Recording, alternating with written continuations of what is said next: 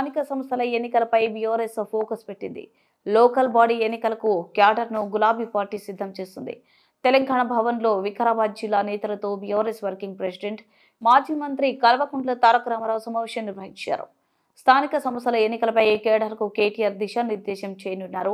స్థానిక ఎన్నికల్లో సత్తా చాటాలని గులాబీ పార్టీ పట్టుదలతో ఉంది. మరోవైపు ఎమ్మెల్సీ ఎన్నికల్లో పోటీకి దూరంగా బీఆర్ఎస్ ఉంది. ఈ నేపథ్యంలో గ్రామాలను ప్రభావితం చేసే స్థానిక సంస్థల ఎన్నికలపై కారు పార్టీ దృష్టి సారించింది.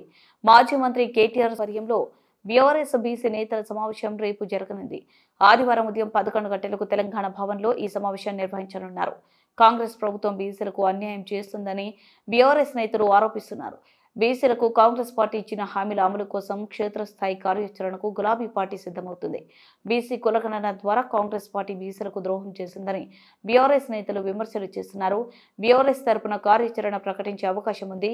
బీసీలకు ఇచ్చిన హామీల అమలు కోసం ఆందోళనకు గులాబీ పార్టీ సిద్ధమవుతుంది. తర్వాత ఆనాడు అక్కడ వేరే పార్టీ నుంచి గెలిచిన ఒక అభ్యర్థి మన పార్టీలోకి వచ్చి పనిచేస్తానంటే అప్పుడు రాజకీయ పునరేకీకరణ, స్థిరమైన ప్రభుత్వం ఉండాలి, తెలంగాణ ఫెయిల్ కావద్దు, ఎందుకంటే తక్కువ మెజారిటీ ఇంత ఆయన దెబ్బని మన కింద మీద అయితే మరి మళ్ళా నష్టం అవుతుంది, తెలంగాణ ఒక విఫల ప్రయోగం అంటారు, దేశం ముందు నవ్వటం ముంగట జారిపడ్డట్టు కావద్దు అని చెప్పి ఆనాడు గెలిచిన ఎమ్మెల్యేలు అక్కడ నిర్మల్లో, కాగజ్ నగర్లో ఇద్దరు గెలిస్తే వాళ్ళిద్దరు మనతో కలిసి వస్తామంటే కలుపుకున్నాం.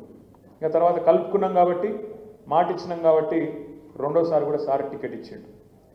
మరి మీ అందరికి తెలుసు కాగజ్ నగర్లో ఉన్నదే ఒక పరిశ్రమ, సిర్పూర్ కాగజ్ నగర్ పేపర్ మిల్.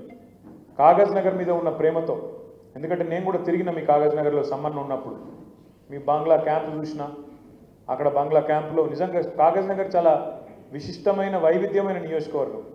ఒక రకంగా చెప్పాలంటే హైదరాబాద్లోనే భారతదేశంలోని అన్ని ప్రాంతాల వాళ్ళు ఉంటారని మనం అనుకుంటాం, కానీ కాగజ్ నగర్లో అన్ని కులాలు, అన్ని మతాలు, అన్ని ప్రాంతాల వాళ్ళు, దేశంలోని అన్ని ప్రాంతాల వాళ్ళు కూడా దాదాపుగా ఉన్నారు. అక్కడ ఉన్న మీ పరిశ్రమ వల్ల కానీ, లేదా బంగ్లాదేశ్ యుద్ధం తర్వాత జరిగిన పరిణామాల్లో కానీ రకరకాలుగా మరి అక్కడికి వచ్చి స్థిరపడి ఒక మినీ భారతదేశం మాదిరిగా అన్ని కులాలకు, అన్ని మతాలకు, అన్ని ప్రాంతాలకు మరి నెలవుగా ఉన్నది మీ సిర్పూర్ కాగజ్ నగర్ నియోజకవర్గం.